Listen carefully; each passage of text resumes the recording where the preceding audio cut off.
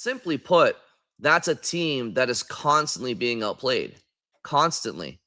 And what's Don Sweeney's response? His response is, "Oh, well, Jeremy Swayman was there and he made the stops and we have great goaltending with him and Corpusal." It's like, Don, that's not a solution. So somebody asks you why you gave up so many chances, and your answer is our goalie stopped them. What's that have to do with the team giving up the chances in the first place? You're listening to the PuckUps podcast. It's time to hit the ice with Brian DeFelice.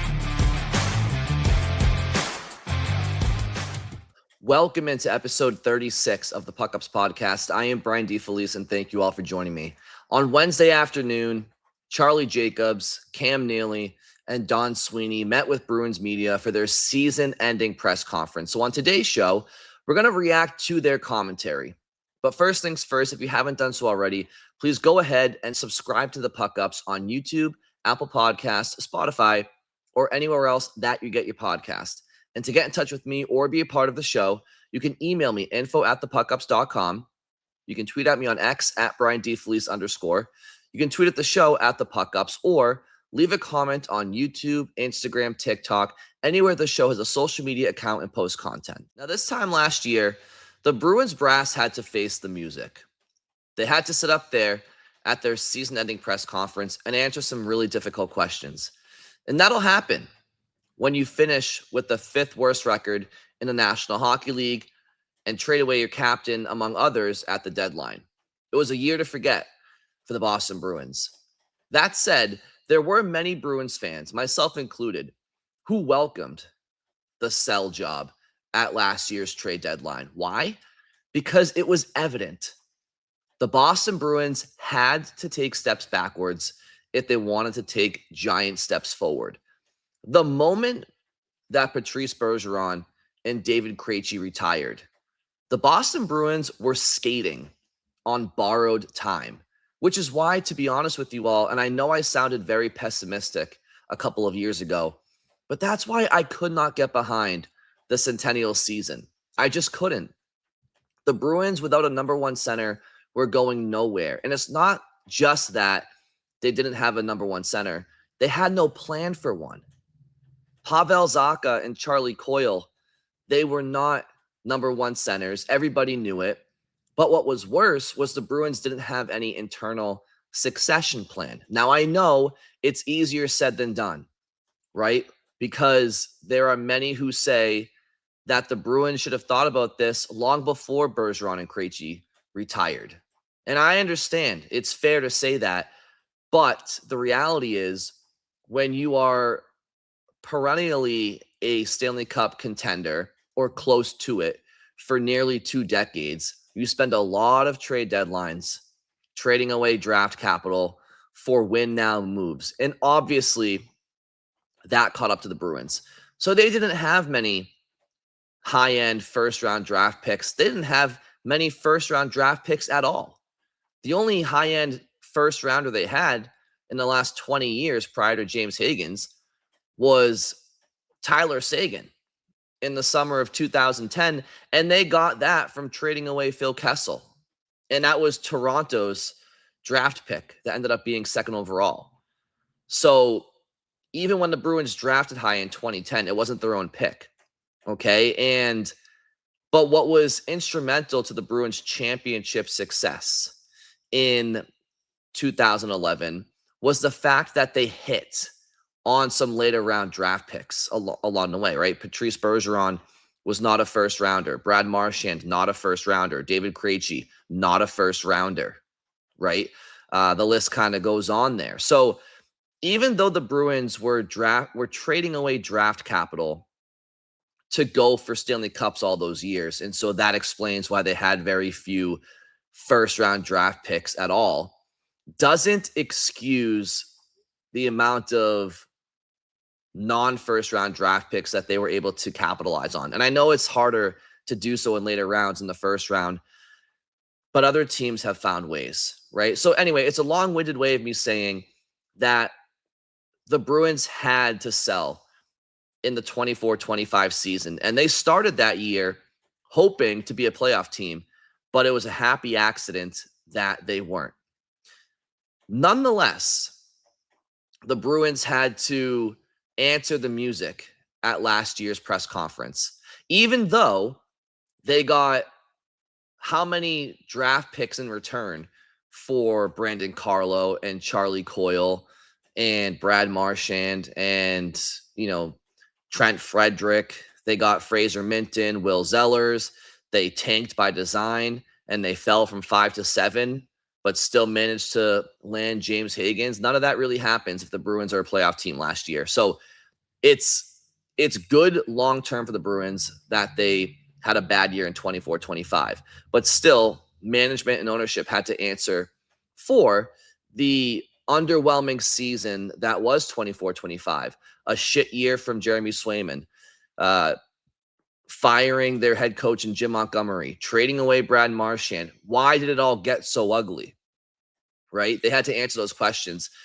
This time around, the Bruins had a team in the regular season that very few believed in heading into the year that they would make the playoffs. Vegas had the Bruins as the 5th worst team in the NHL heading into the NHL regular season, and they ended up in the playoffs. So how would the Bruins ownership and management carry themselves at this year's press conference to end the season? Would they kind of be puffing their chest out at the fact that they proved people wrong? Or would they recognize that they are still a long ways away of being the team that they need to be if they want to win a championship? I would say it was somewhere in the middle, probably leaning more towards the latter. They know that they have a lot of work to do, okay? But I'll tell you one thing. This first question and answer from Don Sweeney is one of the few answers in this press conference that really kind of stuck up my craw. I didn't like this answer. This is a masterclass by Don Sweeney in how to not directly answer a question. But let's get right to some reaction from the press conference. There's going to be about 4 or 5 clips we'll react to between Don Sweeney and Cam Neely from this press conference. And we'll start off with the first one where Steve Conroy asked Don Sweeney about the Bruins giving up so many shots and chances against this year, and if that's a reflection on the Bruins system or their personnel or both. And here is what Don Sweeney had to say to Steve's question. Don, you guys gave up more high danger chances than I'm sure you would have liked. How do you go about addressing that in the offseason? And is it all on the back end? Do you have to, make sizable changes on the back end? Well, that's a collective process, Steve. Obviously, Jeremy had a real bounce back season, so fortunate that, albeit he saw maybe some more high dangers, he was able to stop a lot of those, and being a Vezina finalist, I think, points to that. And Jonas, at times really, really played well. He might not have the same consistency level in quality starts that he acknowledged at the end of the year, but he stepped up at some really important times for us, and we're appreciative of both of those guys and going in. Now, again, we went through some ups and downs in the system adjustment that our players certainly were navigating. If you look at the data, even in the playoff standpoint, the first 3 games far different than what we gave up in the secondary 3 games. So I can't look at just one period of segment. I look at the January month that, we won 11 games in the month of January in a very, very difficult schedule. And the data would point that we played well. We played to our standard that we wanted to. We didn't give up nearly as many as what you described. It is definitely an area that we have to continue to get better at. It's been a staple of our organization, and we had a big change, and now we have to continue to evolve, and hopefully our players continue to adapt to it. All right, so the last parts of that answer, and for full transparency, it was about a 2.5-minute answer. I think it was like 2:49 or something like that. I'm not playing the whole clip, okay? So I kind of played the first half and then the last 10 seconds of the response. So just know that wasn't the entire response, to be fair to Don. But you got the gist. And the last thing that he said, I'm glad he did, because I was waiting for him to say it, which was they have to get better. And that was essentially what you wanted to hear before he started to have word vomit for the first 2 minutes. And let's get to that word vomit. So Steve Conroy asks a question about the amount of high danger scoring chances the Bruins gave up this year. Now, let me remind you all how many high danger chances the Bruins did give up this year, just for context, okay? Because it's important that we provide it. Now, we talked about it on previous episodes. The Bruins had an NHL 11th best goal differential this year at plus 22. And as I highlighted in the past, their expected goal differential was minus 30. So basically, they performed above their skis. But let's break down why their expected goal differential was a minus 30. It's because they had the 5th most shots on goal against in the NHL. They had the 4th most high danger shots against in the NHL. And they had the 4th most or 23rd most high danger shots on goal for. So you had the 5th most shots against in the league. You had the 4th most high danger shots against in the league. And you had the 23rd fewest, we'll call it, high danger chances for. Simply put, that's a team that is constantly being outplayed. Constantly. And what's Don Sweeney's response? His response is, oh, well, Jeremy Swayman was there and he made the stops and we have great goaltending with him and Corpusalo. It's like, Don, that's not a solution. So somebody asks you why you gave up so many chances and your answer is our goalie stopped them. What's that have to do with the team giving up the chances in the first place? Well, that's a good question there, Brian. I don't know. I guess I didn't really want to answer the question. And, it's just how I do things, how I roll. All right, Don. Well, this is how I roll. Figure out why your team is giving up so many high danger scoring chances against, because it's not something that is going to be a recipe for success going forward. And again, something else Don said that I didn't like was he referenced how there were small pockets of the season, and he highlighted January, and he highlighted the first 3 games of the Buffalo series where the Bruins were performing well, and how he didn't like cherry picking certain parts of the year where the Bruins didn't perform well.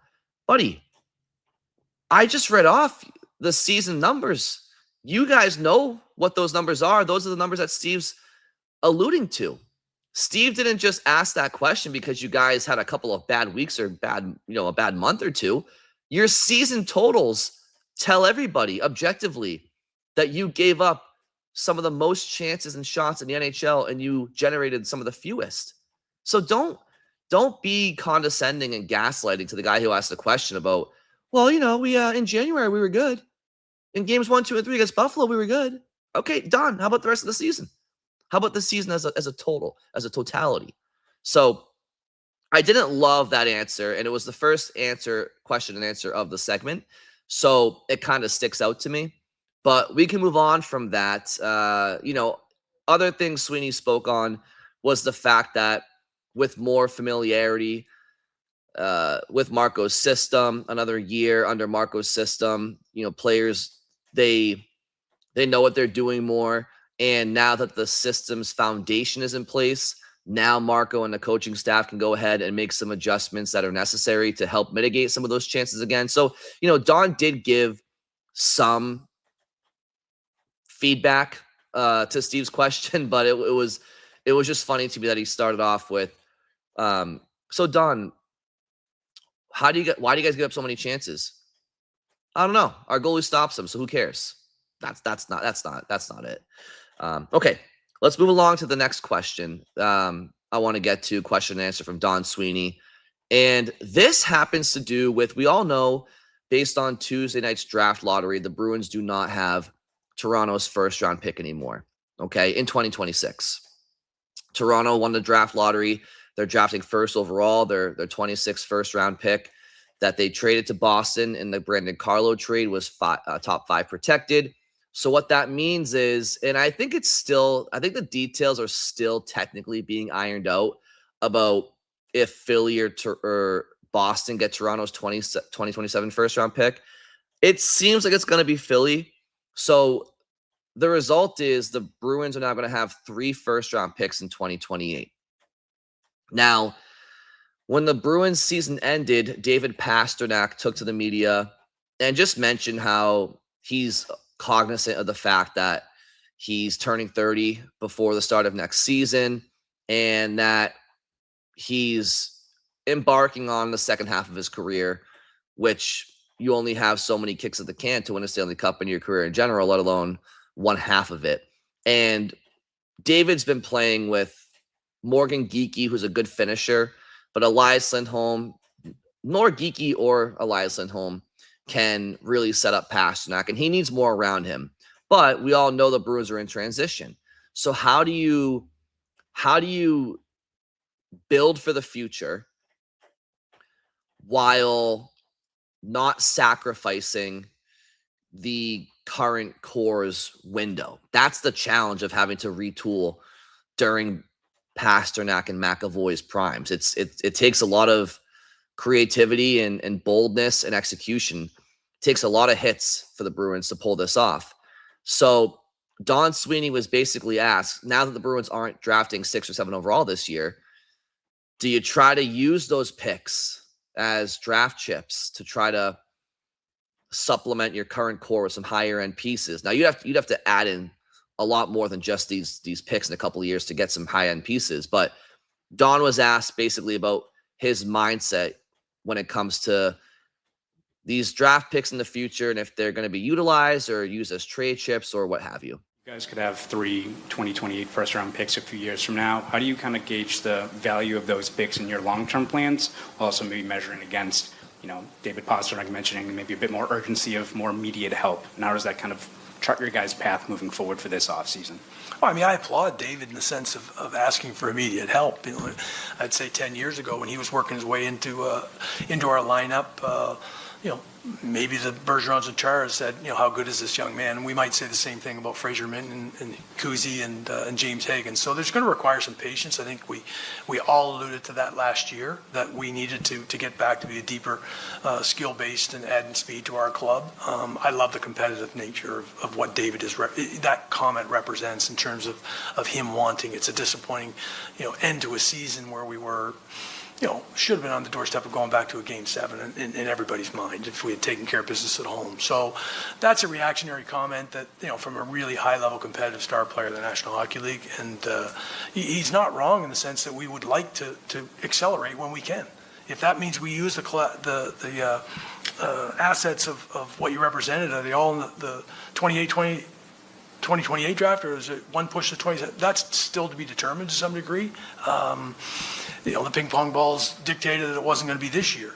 So we have to have everything in play in terms of how we continue to improve our club, and we have that mindset. We didn't sit back last year and say this is a 5-year process. We just said we need to attack these areas, we need to be a competitive team, and then we're going to allow some of our players to grow. And I use a couple of the younger players in that regard, but we bounced back in some areas and we're happy about it. But now we have a lot of work to do to continue to get better. All right.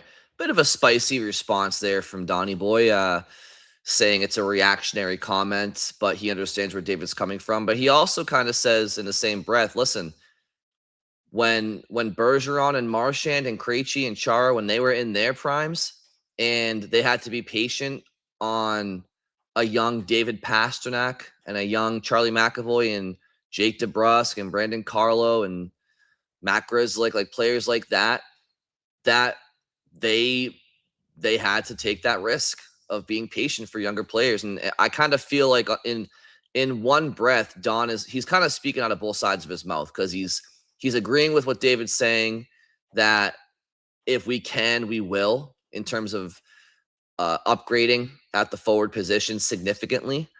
And at the same time, he's saying kind of, hey, listen, David and Charlie know by last year's moves, they knew what was coming here, which was you're probably not winning a Stanley Cup in the next couple of years because we're going to be transitioning. And so after year 1 of transitioning, don't be so impatient, really. And Don didn't say those words, but I'm kind of reading between the lines where he's kind of saying, listen, David knows what we're dealing with right now, and he's going to have to kind of just suck it up and keep doing his thing and trust that we'll get the job done around him. But it's not an overnight thing. At the same time, if we can, we will. Now, what does that mean? If we can, we will. Well, the obvious one, and you're going to hear it a lot, is Robert Thomas. I really don't know why St. Louis is so hell-bent on trading Robert Thomas, at least according to speculation over the last 6 months. He's only 26 years old. He's a true 1C in this league. And St. Louis has 3 first-round draft picks of their own this year. So I think, listen, I'm not saying St. Louis shouldn't be rebuilding or retooling, but I don't know why trading Robert Thomas has to be part of that. If they didn't have any first-round draft picks coming up, then yeah, I'd be like, listen, you don't have any draft capital. You have to trade one of your best players to garner it, to gather it. But they do have a lot of draft picks to their name. So what's wrong with having those draft picks and Robert Thomas? But speculation's out there for a reason. Maybe the player wants out. Who really knows? But outside of Robert Thomas, I don't really know, and no one really knows what's being said in these GM circles. These guys are all buddies. They all played together. They all have been a part of the same organization at one point in time. They've all crossed paths. It's a bit of a fraternity. I'm sure there's a big group chat among NHL GMs. In fact, I'm pretty sure I heard one of the GMs say that there was in the last year.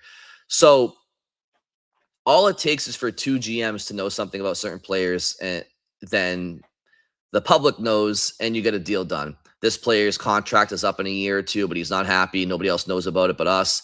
Let's make a deal now. Like, there are things like that we just don't know about. But outside of trading for Robert Thomas as a top-line center for the Bruins, again, he'd be 26 years old. I think he turns 27 this summer, so he'd be 27 starting next year. But he's younger than McAvoy, Pastrnak. He fits that prime for them, and he's a long-term play for the Bruins if they were to acquire him. But short of Robert Thomas, I don't know what other number 1 centers are out there for trading for. So, David may be sorely disappointed that he doesn't have an established NHL top line forward, because it's hard to get those deals done. And if the Bruins do want to get a deal like that done, you're going to have to sacrifice some of this highly coveted draft capital and prospects that you've recently finally restocked your system with. So they're kind of stuck between a rock and a hard place. I don't envy the situation that Don Sweeney's in right now. It'll be interesting to see how it all plays out over the course of this offseason. All right, let's move along now to some comments from Cam Neely. And we'll start off with a question that he was asked regarding the Bruins' appetite for naming a captain heading into next season. Cam and Don, what are your thoughts about having a captain, one captain, having gone through this season without that, if you feel it's something important, if you've discussed it? And I guess my natural follow-up, if you don't mind, would be, if I'm assuming the 2 veteran guys in Charlie McAvoy and then Pastrnak, like, is that a difficult conundrum if you pick one, pick A over B or B over A? Does that create anything else, or just your general thoughts? Well, I think obviously we would love to name a captain, but we've had some great captains here. So one of the things that we want to do is make sure we're picking the right guy, and Marco's going to be a big part of that. So having a new coach come in and implementing a new system, getting to know the players, I think it only made sense to see how the season played out, and then we're going to have plenty. We've already started discussions about that for sure, and we're going to have plenty more in this offseason. If I could just ask you specifically about Charlie McAvoy, just what you've seen in that leadership profile, maybe Cam or Don, whoever wants to speak to it, but just what you've seen in the growth and development of his profile in that regard. Well, I think all the players that have been here a while have grown, and that's what you hope for. Charlie had a lot going on this year, unfortunately, both with injuries and some family things. So we probably didn't see the full growth of Charlie for this particular year, but he's grown a lot since he's been here. Same with David, really. I think Pastrnak is their choice. I could be wrong. Tell me if you feel otherwise, but there's a couple of comments now that I'm starting to feel like Pastrnak is their choice for the captaincy, and here's why. Cam Cam Neely mentions that the Bruins have already started those discussions. But to end that clip in a follow-up question, he basically said that Charlie didn't have the opportunity to really showcase all of his growth as a leader this past year because of a plethora of issues on the ice, off the ice, whatever, injuries, family matters. So in an off season where they're discussing who the next captain is going to be, they also don't think Charlie has had the ability to showcase his full leadership last season.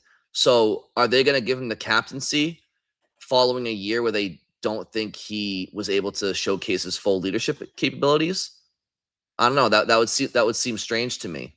It kind of feels like they're going to go with Pasternak. And also, Marco Sturm said after the season that he tried to work with Charlie this year about navigating the ups and downs of a game and a season, and that he can lose his temper, and that, you know, he cares so much. And Marco Sturm also called him, a great Bruin because he does care so much.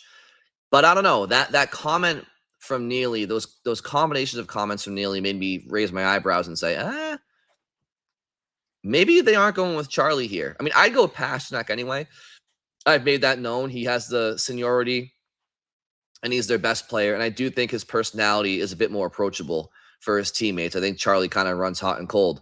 But when Cam says that they've already had discussions about naming a captain and that they want to name a captain, but also Charlie didn't have the opportunity to show all of his leadership this past year, then you're going to name him captain right now? I don't know. That didn't seem like it made a lot of sense to me. But who knows? I honestly don't really care which guy they choose. I think they're both good options. I think they both have room to grow. I don't think they're both perfect players or perfect leaders, but I'd go Pasternak. I don't think it'd be the end of the world if they went McAvoy. Now, something else Cam talked about is on if the Bruins need higher end talent. We all know the answer to that question, but it's always fun to hear the Bruins be self-aware and have to answer the tough questions. So here's Cam Neely talking about what the Bruins need going forward. When you look at this roster, do you think that you guys have enough high-end talent or star power? You said you want to be more than just a playoff team. You want to be a contender. Do you think you need to add more high-end obviously, talent? yeah. We got bounced in the first round. So, yeah, we need more talent. We need more speed. That's something that, we have to try to acquire one way, shape, or form. But you look at the elite teams in the league, we're not there. And like I said, 2 years ago when we stripped it down like we did, you're not going to be there in one season. So it's going to take some time. But what we accomplished this year, I give the guys credit, but it's like I said early on, it's building blocks. So we've got work to do to improve this club still. And my follow-up to that would be, do you have, I know how badly you guys want to win, do you have the patience to the long approach, the drafting and developing those players, or are you more say, no, we want the help now, we want the ready-made help as it's available? Well, I think showing what we did a couple of years ago showed like, okay, we're going to have some patience here. How long that is, it remains to be seen. What we can do with those assets that we have now that we didn't have, that remains to be seen. But we also have to look at our current roster, the core players and their age group and where they're at, and what can we do to build around them.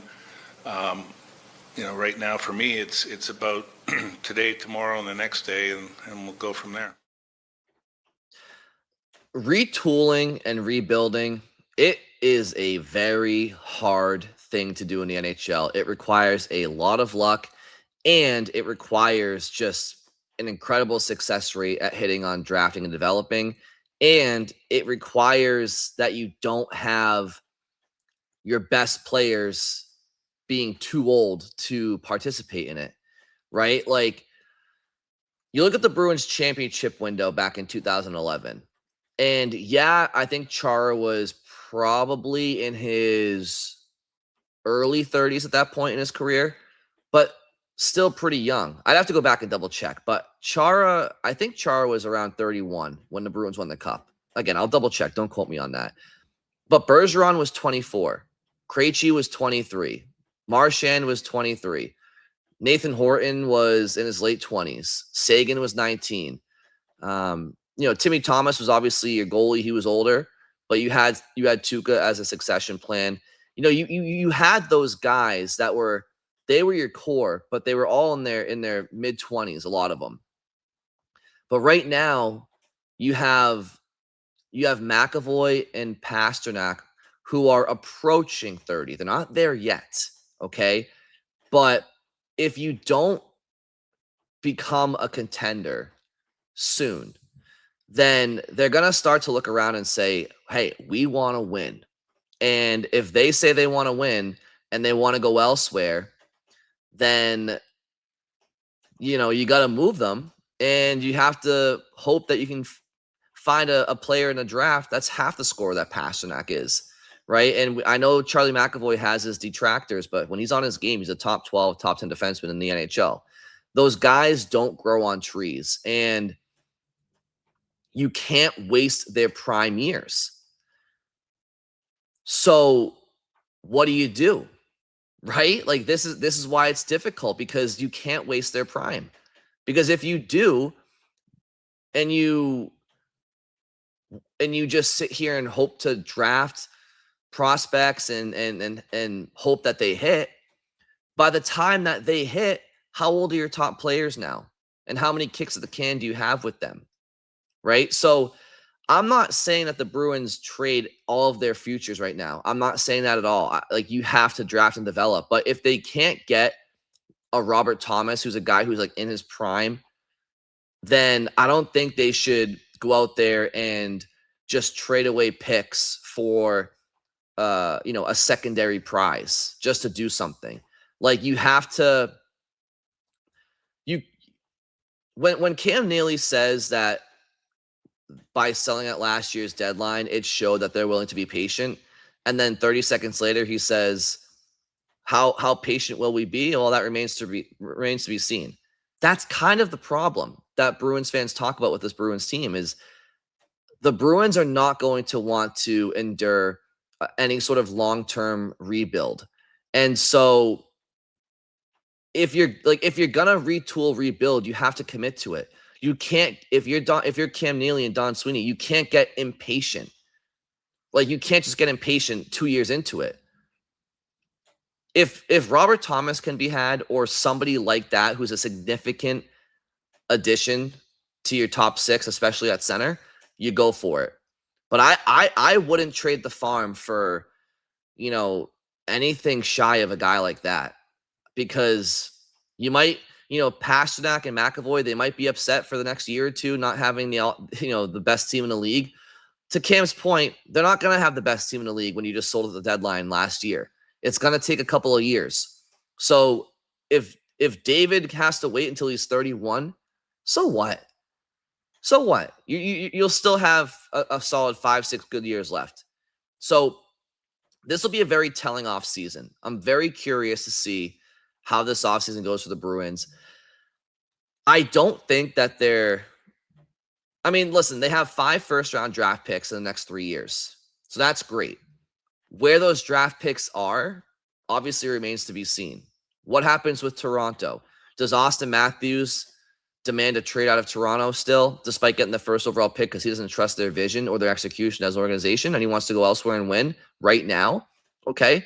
Then if you're trading Austin Matthews, if you're the Leafs, they're probably going to be in a rebuild for the next couple of years, despite drafting first overall this year, because they don't have many first-round draft picks beyond their first pick this June. So in that case, maybe the Bruins pick from Toronto in a couple of years is a top 10 pick again, unprotected. You just don't know where things go. So I kind of lean, but also free agency. Fuck free agency. If you can get, somebody like Darren Radish on a decent deal, and you're not breaking the bank for him, like, okay, I'd like him on the Bruins back end for sure. I'm not really enamored with Rasmus Anderson. I think he'd be diminished returns. Alex Tuck, great player. I'm not giving the bank to him on the back half of his career and anchoring myself to another agent contract. I'm not doing that. This Bruins team is not in win now mode, so I don't think that's the case. If the Bruins can make a significant trade, you do it. Otherwise, I would just keep rolling with the youth movement right now. I would go another full year of Minton, a first full year of Higgins, another full year of Husnudinov. This time next year, Dean Letourneau is probably a pro with either Providence or Boston, and the ceiling looks pretty high for Dean Letourneau. Will Zellers, I think the world of Will Zellers as a playmaker. Matt Poitras, can he be somebody who steps into the lineup next year? The Bruins have other prospects. Cooper Simpson, he's years away. We'll see what he does at North Dakota next year. But USHL Player of the Year this past season. Vashek Blanar, I think it is, that defenseman. What does he become? I think he's going to UMass Amherst this upcoming season. Raw, skilled, great skating defenseman, left shot defenseman. Who do the Bruins draft at 23 overall this year? Do they move up in a draft this year? Right? So if you can't get a Robert Thomas, I still think, listen, if the Bruins don't make the playoffs next year or don't win the cup, it's okay. 31 other teams won't do it either. Unless you can get Robert Thomas. And even then, with Robert Thomas, I still wouldn't move Higgins. Thomas might take Letourneau and a couple of firsts and maybe a roster player or two. I'd go for that. It would hurt. But you don't get something that's that valuable of a 26, 27-year-old true number one center and not have to give up something that hurts in return. You have to. Okay? But barring that, I'm kind of a proponent of the Bruins just, not being that active in free agency and letting their picks and prospects just continue to come into the system. And if that means that David Pastrnak has to wait until he's 31, until the Bruins are a more serious team, it is what it is. It's the nature of hitting your prime when your team's retooling, rebuilding.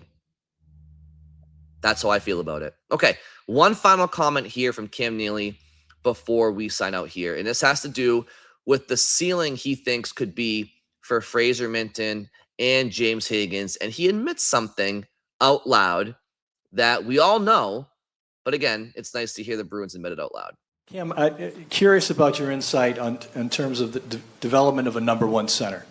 So if I'd asked you about Bergeron maybe 3 years into his career, would he be a number one center? I'm not sure I would have had that answer. I'm not sure how you would have felt. Right. But here we've got Minton and Higgins, as I think in terms of skill set, where they're sort of positioned, they could get there. Do you agree they have that skill set? And if they do, how do they get there? I think they both have that skill set. They're both a little different players. One's more like Berge as far as a 200-foot player and maybe not sees the ice as well as Higgins does. Higgins heads up all the time. Like, he's constantly looking to distribute. Fraser said to me at the exit meetings, he's like, wow, what a difference playoff hockey is compared to regular season hockey. So that experience for him was invaluable. He realizes how things close quicker. There's not as much time to do anything. Once he figures that out, like every player does over time, or most players do over time, I think he's going to grow and continue to grow. Whether they either become number one centers is up to them, and how that goes for them and what the path is for them. But we want to give these guys every opportunity to take a job that's staring at them. I mean, we all in this room recognize we don't have a true number one C, and that's something that we want to try to rectify, whether it's this off season or those guys growing into it. But it's something that we know that's needed. Yeah. So this is the problem: is that we all know this. We've all known this. The Bruins don't have a true number one center. Now, Fraser Minton and or James Higgins could develop into one. And to Cam's point, that's a possibility. But that's a hope. That's not a guarantee. And outside of trading for Robert Thomas, who else is it going to be? Right. So like that's kind of the problem that Bruins fans have, is the Bruins just kind of seem wishy-washy. Like there's wishful thinking for them, but they don't really have any concrete plans. Now, listen, obviously, me, you guys listening, watching, none of us know. Cam Neely or Don Sweeney aren't going to tell us their plans. Of course not. I'm sure they have some plans for the summer, some plan A's, some plan B's, plan C's, and plan D's. Of course, you would like to think that. Just because we don't know that doesn't mean that they don't have their plans and their ducks in a row. But it is difficult to see because as fans and analysts, we still can see the landscape of the NHL. We know what players are out there, what players are under contracts, what players seem very happy where they are, right? There's only so many possibilities. Now, if the Bruins can't get a Robert Thomas as a true 1C in his prime, could you go out there and try to see if Jason Robertson, who's a winger, not a center, but he's a prolific goal scorer and point producer in his prime, could you try to bulk up on the wing with scoring and then have Minton and Minton and Higgins kind of be those center iceman anchors along with Pavel Zacha? Like, could you have established scoring on the wing with future and promise at center? Yeah, you could do that. If not Jason Robertson, is Brady Tkachuk available? I don't know. These are all pipe dreams. I'm not saying that they are. But what could I'm very curious what names are on what I'm curious what established top 6 NHL forwards that are currently under contract with somebody else that the Bruins have on their trade board that they realistically think they could have a conversation with another NHL GM and trade for that player. Because it has to be somebody who's significant enough to upgrade your top 6. It has to be somebody who's on the front half of their career, ideally. So I guess that's what I'm curious about. Like, what does the Bruins big board look like? What's their trade big board look like? I'm curious. We don't know the answer to that. Maybe some of you are locksmiths, and we can try to sneak into Donnie's office at Warrior or the Garden and check out his steno pad left open on his desk. But besides that, I think you have to hope that Higgins or Minton are those guys. And then you never know. Like maybe it's Dean Letourneau. Maybe it's Dean Letourneau. Maybe Dean Letourneau turns into, an alternative version of a Tage Thompson in the future. Like, honestly, who knows? Letourneau looked very, very good with BC this past year. You can start to see him learning how to utilize his size and his body. Can he be more of a physical presence? Sure. But, what's he, 6'7" with great hands and a great shot? Like, maybe that's the answer. Maybe he's an answer. Maybe the Bruins draft somebody this year at 23 overall that ends up becoming a future stud, because a 23rd overall pick is still pretty good, especially in a deep draft. Now you have I think you have a lot of defensemen probably going in the top 10, 12 this year. So maybe a lot of forwards fall. Not the top forwards like Stenberg and McKenna. They're going to go. Malholtra's going to go. But maybe the Bruins end up with that guy. I guess ultimately what I'm saying is, before we sign out here, if the Bruins can acquire Robert Thomas, I would do what it takes, probably minus Higgins, to do it. Definitely minus Higgins. I don't want Higgins going. I'm actually starting to get pretty optimistic about Letourneau. I'm very curious to see how Dean Letourneau does next season at BC. I think Letourneau is going to prove a lot of us wrong from last year, who all thought he was a bust. That might be strong, but even though he was playing at BC a year before he was supposed to be, it still wasn't the most encouraging season with 3 points and no goals. But this past year, different player. And you know what? Credit to where it's due. That first year probably went a long way in helping his confidence in his sophomore year, because he understood the pace of play and what it took to excel at that level. So maybe it's Letourneau. outside of acquiring a Robert Thomas or Jason Robertson or something like that, I think the Bruins are better off just kind of letting the youth movement continue. Let it continue. And if you upset Pasternak or McAvoy, then you know what? Shame on them, because championship teams don't grow on trees. And they know that, when David says that he's been in a league for, 11 years and he only had one kick at the can at a Stanley Cup championship, I think that's kind of bullshit, honestly, because the Bruins had a lot of good teams that he was on. They only went to the finals once, but they won the President's Trophy in 2020, and they couldn't get their game together in the bubble. They obviously broke records in 22-23, were ousted in the first round. And not for nothing, in 2019, you had Game 7 on home ice, and you no-showed after 10 minutes. So, and the Bruins were in the playoffs many other times besides those. So, you had many teams that were contenders in the first half of your career, David, and you only got to the finals with one of them. Whose fault is that? The GMs? I don't know.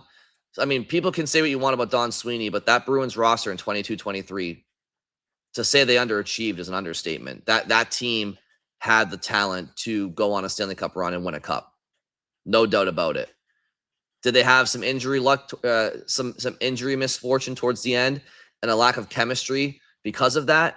Yeah, you went out at the deadline, you brought in Hathaway, you brought in Orlov, you brought in Bertuzzi, you put a couple of guys on IR to fit them under the cap, and then when people got healthy, towards the end of the year, then Bergeron goes down, then Krejci goes down. So it was a perfect storm. But either way, for Pasternak to say that he only had one kick at the can in the first 10 plus years of his career, okay, whose fault is that for not getting there? You guys had many teams that should have been there.